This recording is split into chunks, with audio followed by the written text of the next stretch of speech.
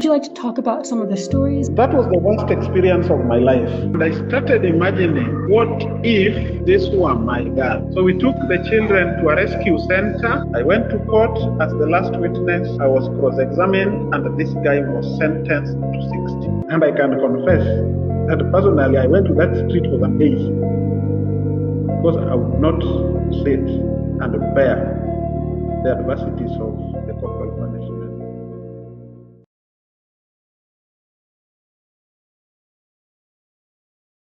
Hey, hi, how are you? Yes. Yes, so I just wanted to first ask, could you just tell me about your life before before becoming a Beacon teacher?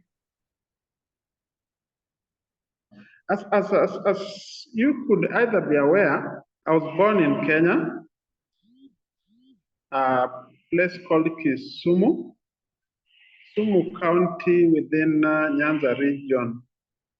But I grew up in a small village called Nyahera.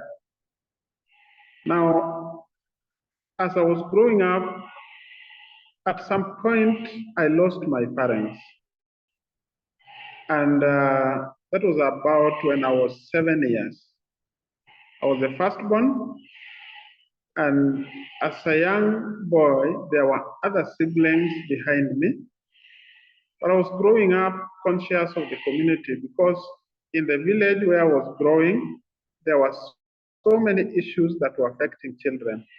I remember from my own family, one challenge that we were facing was on the fact that my dad was alcoholic. So there was a lot of family conflicts that arose between him and my mother. We went through some level of family separation. So I grew up under a lot of pain. But still, I did not lose my life because some people came up to support me to go through my education. I went through primary level in a small school called Obede Primary. Then later, I joined secondary school. Actually, I passed. But now, yes, I excelled in primary education. And now the school that I was called to join, a very big school within Kisumu city, I couldn't join because of lack of school fees. So I went to one of the village day schools around. That was Bar Union Secondary School. But I joined a month later after every other student had joined. The question of fee came up. I could not stay. I only learned in that school for between March and April, strictly 1 month. Then I was sent home for fee before the end of that term's examination. Again, while I was staying at home, the principal that time interestingly sought for me and sent one of the boys who accepted that he knew where I was coming from. This guy came to my home, called me and told me the principal is saying, you go and sit examination even if there is no money. So I went to school and sat for that term examination, but because of the experience I'd got in the first month in secondary school, I couldn't open school for second term. Because again, there were those balances that were written on my. So I decided to stay home and start maybe doing casual works in the village. I thought of secondary school, which was a little cheaper. By around 1999, the fee in that school was only 3,600 for a whole year. It was a school that was just beginning. So I couldn't still afford this because as a total orphan, there was nobody to support me. I didn't have my grandmother, both maternal and paternal. I was worried on who to go to. But there was this banana that was in my grandmother's garden. So it had produced a fruit.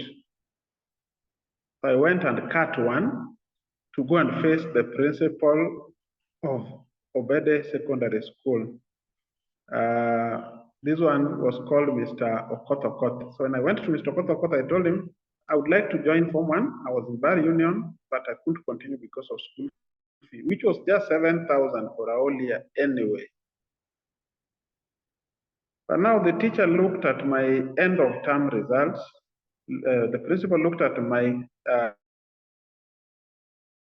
realized that I had excelled in both exams. So because they also wanted students, he admitted me in there.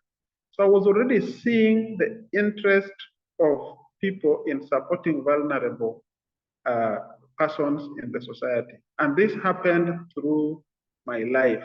So I joined that school, studied, and eventually finished at Form 4 in the year 2002, which again I excelled.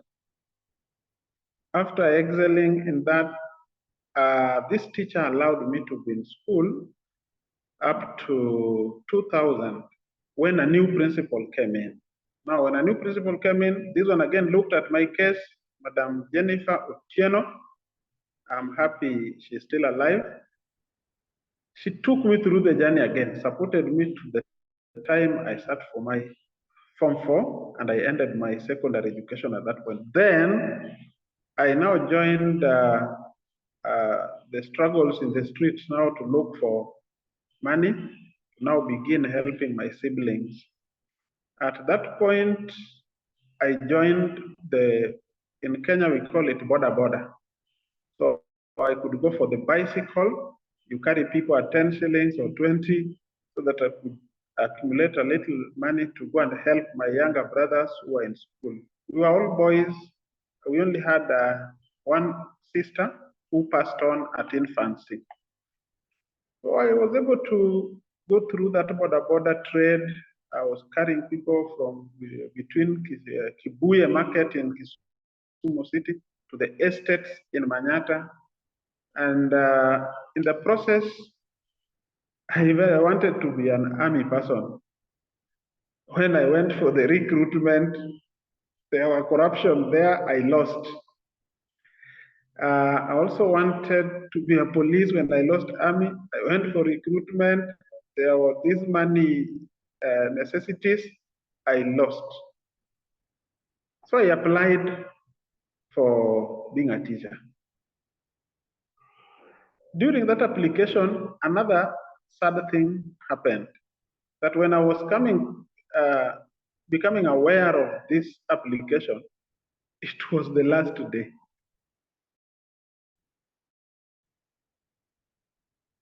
The deadline of application. So what I did, I went to the zonal office where the forms were over. But there was this man who was working as a secretary in the zonal officer's office. If I can I ask. don't know through which. If I can ask, you said when you were planning to become a teacher, it was by the last day that you understood how the public education system worked. Mm-hmm. Could you explain that? What did you learn? Come up again. You said when you joined to be a teacher, Yes. it was the last day when you realized how the public education system worked. Yes. And what was that? How did it work? When I became a teacher, I was just coming to that point that I joined teaching as a trainee. And I went to a college in Nyeri, Kamuja Teachers College. Again, the challenges I was facing were hardening me, but also opening my eyes to see what was happening in the villages and in the communities where children were staying. So during that time, school fees was paid. The government was not as keen on ensuring their 100% transition and access to education as it is now. So I would struggle for fees. Sometimes I would be sent even out of college. Like in 2004, I was sent out of college for college fee from January and went back all the way in March.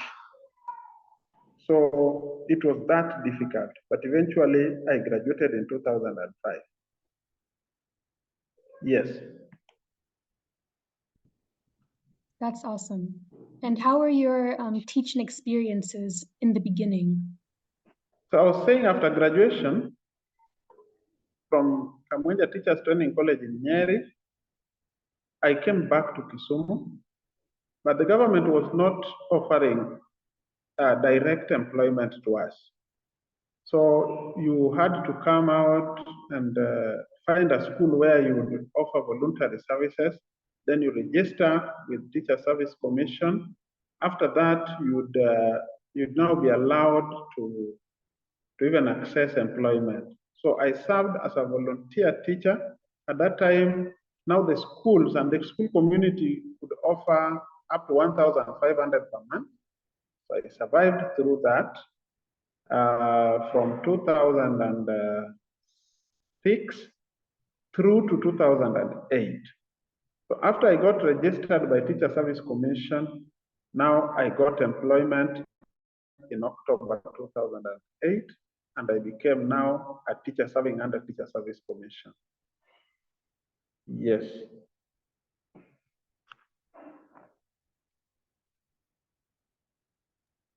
And how was that experience for you? I know we actually didn't talk about this, but you said you had a good school experience. You had good teachers who were guiding you, Yes. good teachers who were supporting you, Yes. principals. Yes. Did you ever experience corporal punishment in the classroom? Indeed, I went through it. I can remember in the year 1997 when, so I can begin with 1995. I was in a school in Homa Bay County. And at that time, you remember, I was already orphaned. So I went to stay with a very distant relative. The, the maternal uncle to my mother. No, that is very far. Maternal uncle to my mother. So this distant relative took me to a school. And when I got to this school, I lacked certain necessity. So because I could not afford this uniform, they would rain on us with a cane as a way of enforcing acquisition of uniform. So the corporal punishment was there. I went through it. Later, I moved away from that school and I was not going to school. I would hide in a bush. I personally hid in a bush and never to go to school, considering that even the person who was my guardian was very old and would not listen to, would not understand that I didn't attend classes. So I also said, fine, if there is corporal punishment in school, I want a place where I can get peace. In the bush, in the evening I come back, in the morning I go to school, end up in the bush.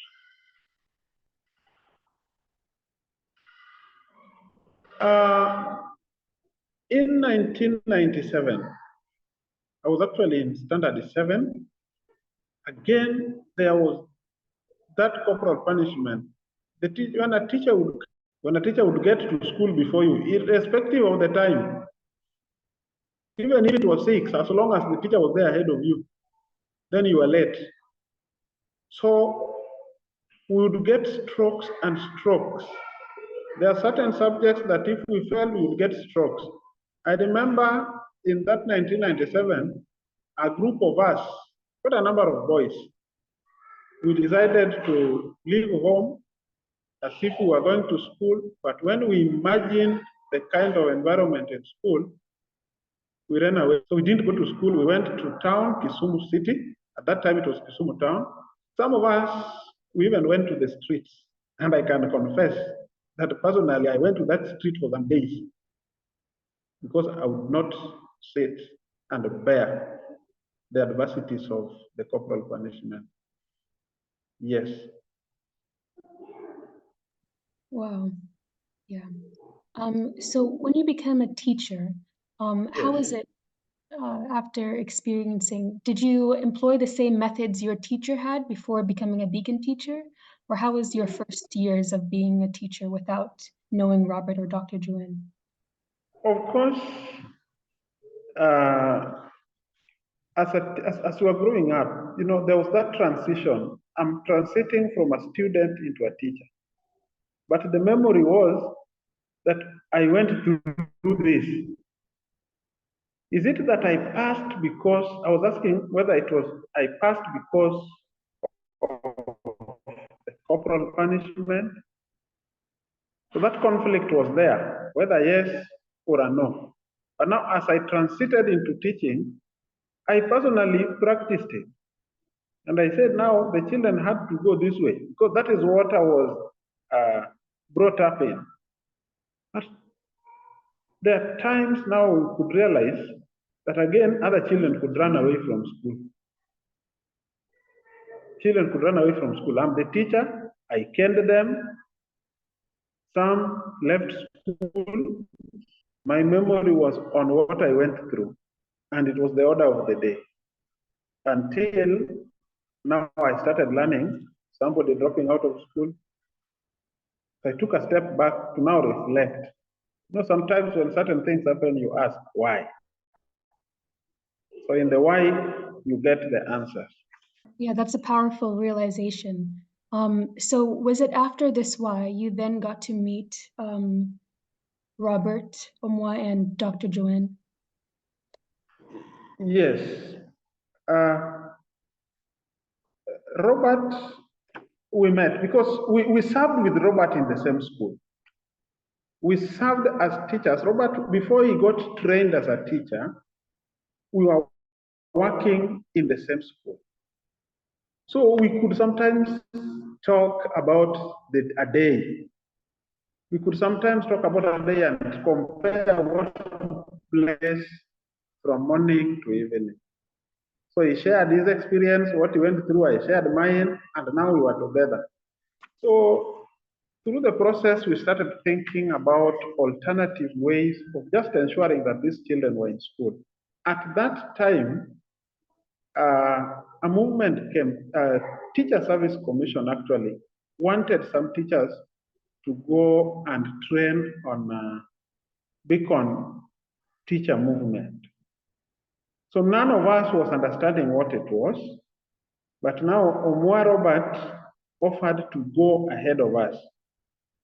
So when he went, he came back and shared with me the information, and he organized one forum one time in a school where he was posted by TSC. So he invited me to support the program, and when I went there, there were several Teacher Service Commission officers, community stakeholders, the children. So this information started sinking into us on what to do. And that is how we started now the activities bit by bit. So it's something about corporal punishment. We even did it together. Yes. And how did that experience of you learning about Beacon teachers and becoming one, how did that impact your teaching methods? The experience was a nice one because once you get a concept, you go and try. So the concept was on creating a friendly environment for a child to learn. So since this was a new concept, we were comparing our time in school and the old methods that were the crude methods that we used on the children against now the better methods of alternative ways of instilling discipline. We realized that now when the children were not subjected to corporal punishment, one, they loved school. Two, they became friendly to teachers, and a child could now even come freely and ask you a question. Three, the children could report challenges that they were going through. So it became a nice experience for me.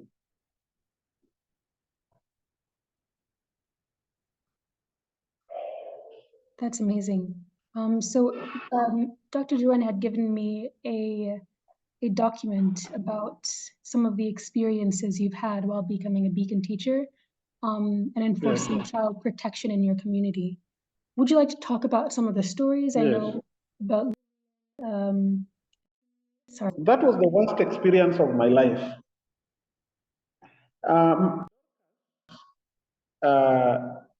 Is a mother. She's a mother of 4 children, of course. She lost 2 again at infancy. But now the children who survived were named the eldest, followed by. Now, these people were married to this mama was married to someone, and this husband died in many years ago. She was left as a widow. But now, culturally, we come from a background of Luo culture. So culturally, when a person comes of age, then this person goes to establish, to build, and this is Africans, all of us. You go and build your own home. So Dorcas, the widow, had to now go and build her home, and she was not able to afford the construction of a house. So she got about, those were about 8 iron sheets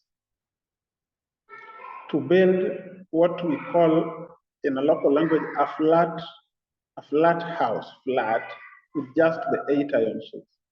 So this was a very weak structure which she stayed in, and the walls were touched with mud. And over time, this structure was wearing out. The children were also growing. But now, the very unfortunate part of it is that some young men started taking advantage of.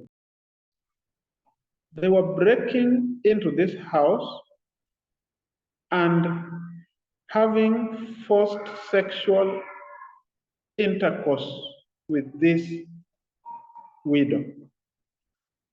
They did that and became more beastly. Now, after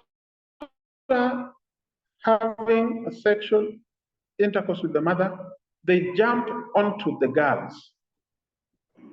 They jump onto the girls, force them into sex.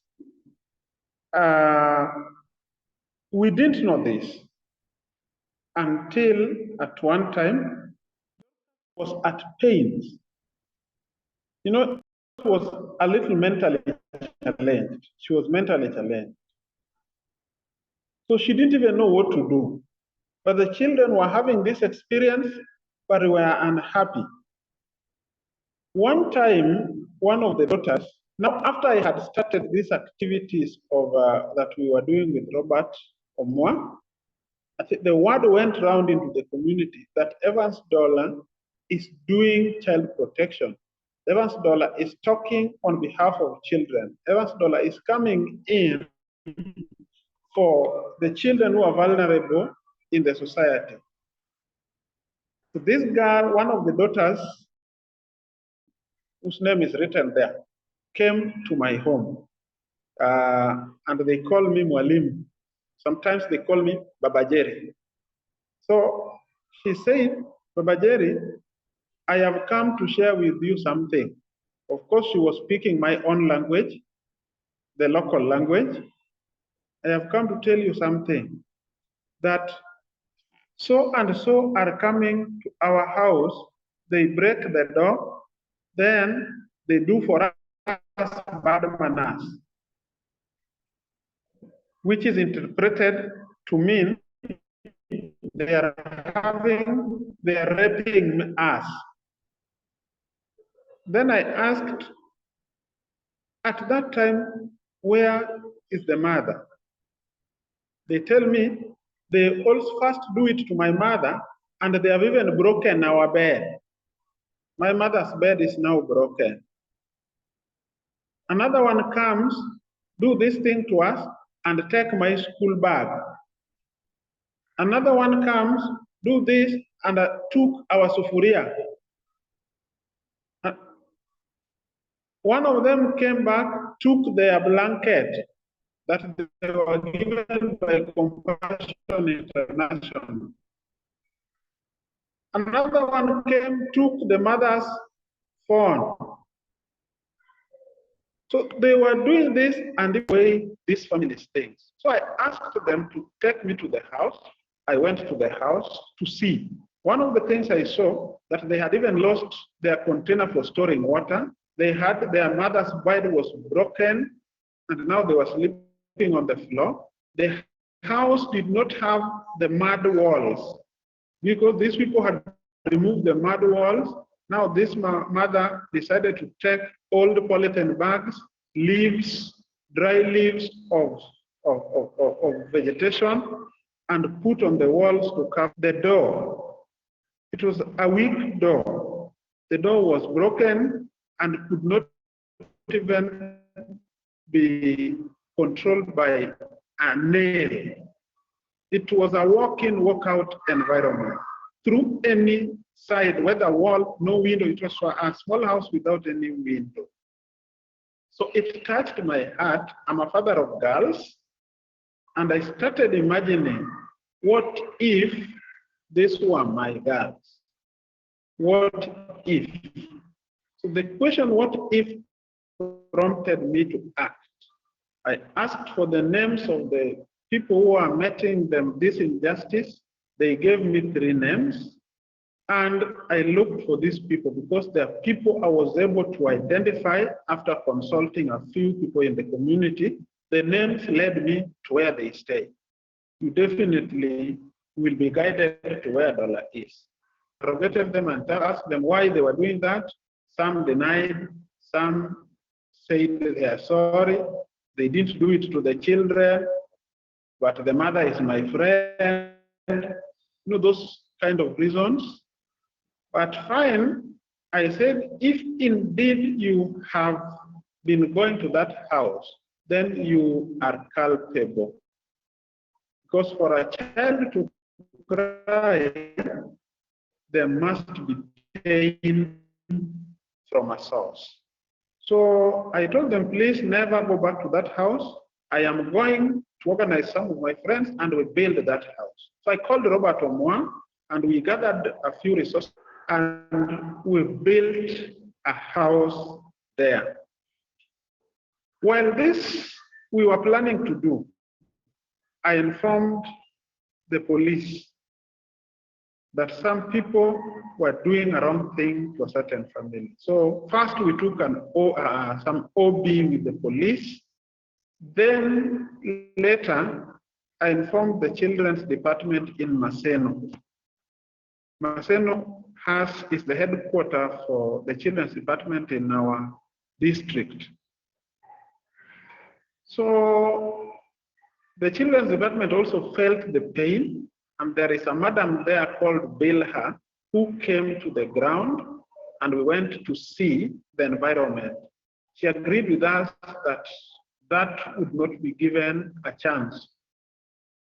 While I was already complaining about one of these bad, ill-mannered guys went back to the house. And I had even called him to my house to tell him, to caution him over doing that to that family. The children reported again, because now I had prepared them. If at any moment anybody got to that house, then they would come home, either tell my wife to let me know, or if I'm around, they tell me. The police took up the matter. I informed the chief. The chief worked with the police, and me, the police, the chief, and the children's department, we went for a medical report. The children were taken to Laimbo Sub-County Hospital and they were tested. The mother was HIV positive. The young girl was also HIV positive, but the eldest girl escaped but had been penetrated. So with that report, we now decided that is a matter we had to take to court. So it was taken to court. Then the children were removed from the home because these people would still come. if in any case we did not isolate the children. So we took the children to a rescue center in Kisumu town. And while they were at the rescue center, we were also working on the house for them. This matter was called in court. Of course, as usual in Africa, sometimes people fear going to stand in the court as witnesses. But because I had taken this matter, the doctor who examined the child accepted, me, I accepted, and one of the men was arrested because we had evidence against him. I went to court as the last witness. I was cross-examined, and this guy was sentenced to 16 years in jail. When that sentence was done, the children were reintroduced into the community. Of course, now the mother was on drugs, even lacking food, but we agreed with my wife to keep on supporting them even in getting food and so on. So we did them a new house, which is standing to date. The children got a new lease of life, and when the first girl sat for KCP, the exam for class 8, to proceed to secondary, she didn't perform well because they had been suffering for a long time. So out of a possible 500 marks, she only scored 132. That is a very, very low performance. But now community again did not support the clan where she's coming from. They were just saying that girl should now just stay home or go and look for a tailor in the nearest market center to be trained. The girl again ran to my home and told me, Malimu, they are saying me I should just stay home or I go and look for a tailor to train me on how to be a tailor. And I told her, what I asked her what she wanted. Lillian said she wanted to go to secondary. I took the initiative. I went and bought her full uniform. I took my child's school bag and gave her. I gave her a plate and a spoon from my house. I went to the school where I learned my Form 1 to Form 4. That is the school where I told to admit her. Then to me, so if I were to share with you photos, you'd see either she is already in the class seated or she is with the mother carrying the books. So I took her to secondary school, which she has been going to up to this year. Now, the condition of the mother deteriorated, and this year in January, Lillian's mother died. Lillian's mother died, and now they became total orphans. After the burial, some relatives took the few things they had in the house, but now they didn't have where to go. So Lillian moved to my home to stay with me. So she's one of my family members as we are speaking from January. The sister was taken by an uncle, a cousin to the mother. That is the only sister. So that is what the life of those girls have been. And up to now, in Form 4, of course, she's still lacking even school fees, but I keep on talking to the principal to just allow her to learn so that when I get money, I extend a hand. But she's now living well. She's living with us. We are eating from the same table, cooking in the same sufuria, sharing the same roof where we stay, and she's sleeping with my girls. My wife is there, Margaret, supporting her in everything. And from where I see it, she's not feeling the gap of a mother. And that is the life of Lillian. Evans, that was a powerful, powerful story. I mean, Thank being a you. deacon teacher is not just being a good teacher, it's being a hero to children everywhere whose protection isn't being met. Yeah, wow. Like now her life trajectory is so much more different than it could have been if you weren't there. Yes. So I'm so glad to be having this conversation with you. I don't know if we have time, but I have two more other stories that I've read about the impact Yes, that I you've have done. time. I have time. I'm not in a hurry. Okay, okay. Would you like to talk about any in particular that have been challenging or rewarding? The work of I have one. yes, the one for that was also devastating because this was a young woman who had a 9-month-old child. But now, I don't know the kind of disagreement that was in the family between Lily and the husband, to an extent that with the 9-month-old child was locked in a room, in a house, her own house. And the husband could not allow her even to go and get the sun and bath with the child. She was not allowed even to go to the toilet. They were not allowed to even go and get food. So someone called me and told me, Mwalimu, please help us. Such a person, that person is called Nell, locked his wife and a 9-month-old child for over 9 days now. And he's having a panga. The wife cannot leave. The child cannot see sunshine. So I was imagining, really? A child at 9 months old, of course, will be suckling milk from the mother. But now if the mother cannot replace the lost milk, it means the child is affected. If the child cannot get the sunshine, then the child would suffer diseases that are associated with the lack of sunshine. The child needed even to interact with the environment, free air. The child needed to interact with other children, to learn from them, to play with them at 9 months. This child is locked.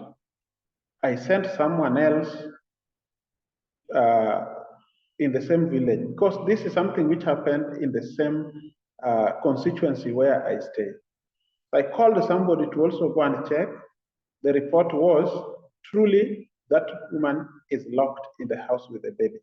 So I decided now, if it's a place with a panga, I would not go there myself. I went to the police station. I talked to the police. The police responded and asked me if I could get transport. I said, fine, I can get even a motorcycle to carry us to the home. So they took their guns. It was a hilly terrain. It was a place right in some valley where even population is very low. So not many people live there. Police worked with me. I took other two friends whom I was introducing in the work of beacon movement. So we went. When we got there, we found, honestly, this woman was locked in a house and the man was carrying a panga. So she could not dare coming out. When the police came and they saw the police, they had to run away. But because there are people who had known me as a teacher, they even sent threats to me while I was taking police to the home. Of course, I did not get moved.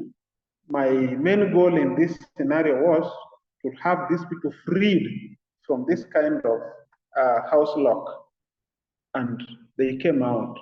So we took some photos showing that woman now in the house, but the people who locked her now had to run away.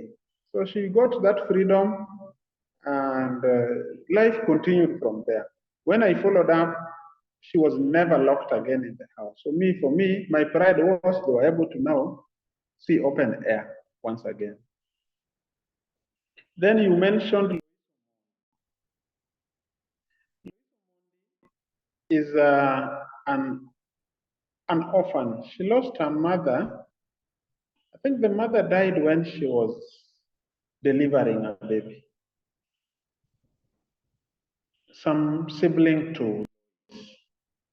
So Louis became orphaned like that. And now the father married. The father is alive, but married. The child grew up, went to primary, then passed examination. 412.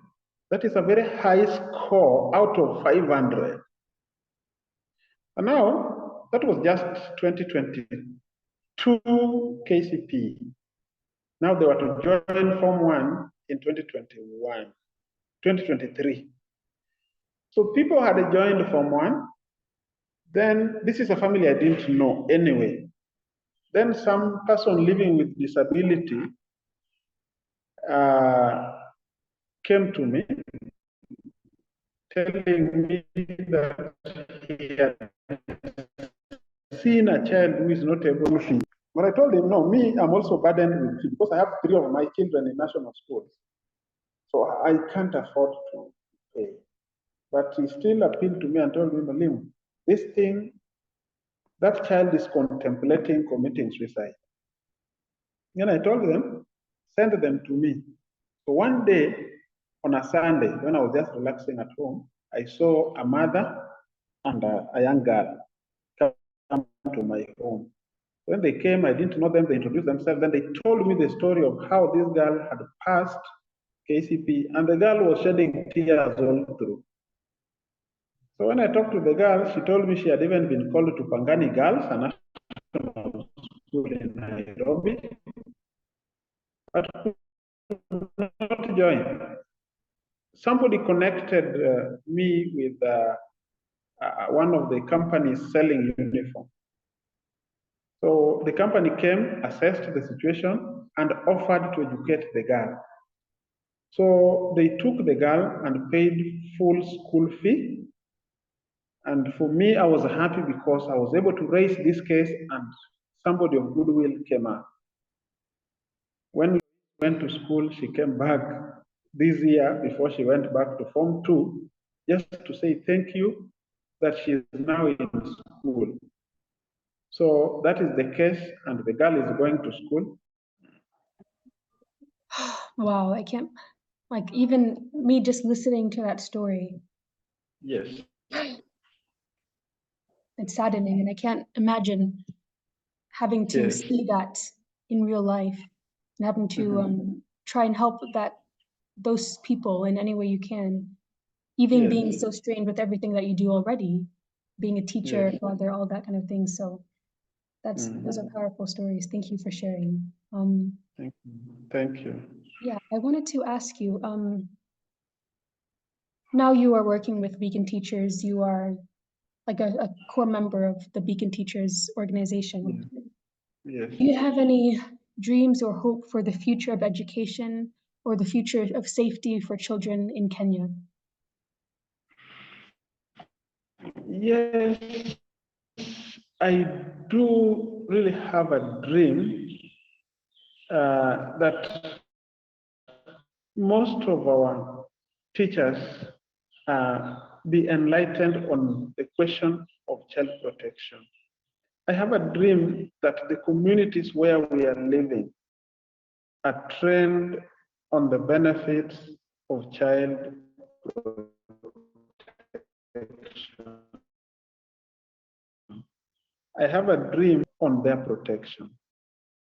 We are only having challenges that even some of us, we do a lot of these things from our heart, but we lack enough training, enough opportunity to be trained. When there is an issue related to a child, you go to a police station.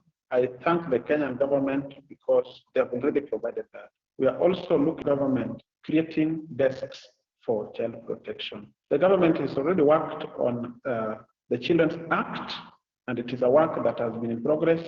They have always reviewed the acts, but access to these acts becomes a challenge. Like the latest one, we don't find it being distributed to schools. If they could even use the Ministry of Education to have this document taken to school so that we are all acquainted with what it discusses. Yeah, I hopefully that was the direction we're going through. And I believe that is because we have people like you working in your communities, and Yes. people will see how your children are impacted and how they flourish in safe environments, and other teachers will, just through experiencing that effects, will hopefully adopt these methods. So thank you Yes. so much for the work you're doing. Do you Thank have you. any parting messages for our audience? Sorry? Do you have any parting messages for our audience? Any pending messages? Yeah, my message to the people out there that God did not just create man and woman and ended there. They were given an instruction that you go ye into the world and fill the earth. Basically, God was saying, go and prepare people to succeed you. If Evans Dolla is a teacher today, I will not teach forever. Otherwise, those who taught me would still be in teaching. They have gone, I am now here, I will go, another person will. If I don't protect that child, who is going to replace me? That is my message. Who is going to replace you? Today, you are talking to me via this Zoom conversation. Who is going to take that seat after you? If that child is subjected to corporal punishment and ran away from school, will she be there? Will he be there? Today, I'm sitting on this desk as head of an institution. If I do not prepare, protect a child and drops out of school, who will head this school after me? Today, I am aspiring, and I shared this even with Dr. John, to move to some area in town. There is a school in a certain slum in town that if I would be moved there today and unearth a number of violence against children around that place, who would be there if I don't prepare? That is my message to my audience. So protect that child to replace you when you go or exit the stage. You're right, because you're not there forever. And you Yes. can't be the only one to support an entire town. Yes. People need to hear this message and apply the values that you're teaching us in their own lives Yes. when they're raising their children, teaching children, wherever it may be. So thank you so much for that. Thank you so much for the work that you do, being a real life hero in your community. Thank you so much for joining me on this meeting. It's going to help not only this organization, but a lot of people in this country. So thank you so much. Thank you too. Yeah. Thank you too.